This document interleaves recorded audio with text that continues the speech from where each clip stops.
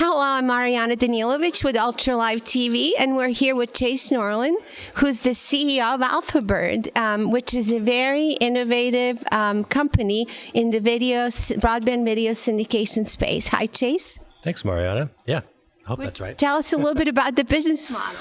AlphaBird is a pure play video syndication company. So what that means is we distribute video content for studios, for brands, for agencies.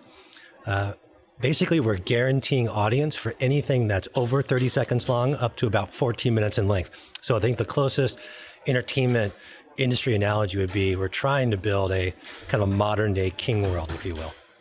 It's amazing. And how do you end up guaranteeing the audiences? How does it work? That's, well, kind of part of the secret sauce and the technology, et cetera. But that really is actually part of the innovation in the model, in that if you think about regular kind of syndication or network TV, advertisers are kind of betting that there's going to be a hit. In this model, with the internet, you can actually buy audience and effectively guarantee that audience, which enables studios and producers to kind of test stuff at a lower cost. And then if it works, you're seeing more of these types of deals, right? Where it starts off on the web and it might work its way to television or to a video game, to a film, et cetera. So you find the audience effectively, more effectively than most, because you've been in this space forever. You can actually purchase that audience on behalf of the media buy, and then you can deliver the audience quantity, which is kind of hard to do as well. Yeah, it's a good summary. That's exactly it. Is that kind of very good summary.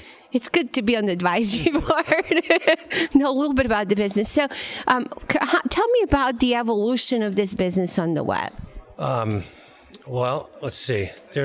We're pure syndication, so I think that's what separates us. Is we're not an ad network. Our whole kind of thesis is advertising is becoming content, and video is making its way bigger onto the web. So as those two things happen, people who are creating video content, they don't want it run inside of an ad unit. So that's kind of where guys like us and a few other smaller companies that are emerging are basically out there to distribute video content as if it's actual content, and put that on iVillage and get someone on iVillage to actually click to watch the show.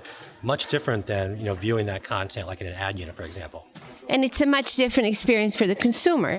Yeah, well, they're looking at it and treating it as if it's content. If it's in an ad unit, you immediately go, oh, that's an ad unit. So you kind of inherently think it's an ad and you ignore it. If it's a thumbnail that's on a website and you see it and go, that's a show I might be interested in, you click and watch that thumbnail, just like YouTube, and you go watch the show. Obviously, if a brand sponsor, it's a much bigger deal. And you're providing it in context, which is Jim Malshik did a study in 1996 when he was running Warner Brothers Entertainment, where he basically had people search for keywords on different search engines, and then he took them to Warner Brothers' site, and Coke and everything else was like just a banner on the search pages, but on the Warner Brothers site, it was actually like a Coke tower, and there was like a Nissan car. And when they asked him to recall the ads from the search pages and from the entertainment pages, it was just multiples and multiples of ability to recall the ads. They virtually could not even recall the banners on the search engine. So that's, in essence, you're taking this to video. Yeah, that's a good analogy. And in fact, your point is true, which is that the reason why I think that recall is there much higher is because there's search intent. Someone is searching for something, even though Coke comes up in the search results, that user still expressed the intent through a search query.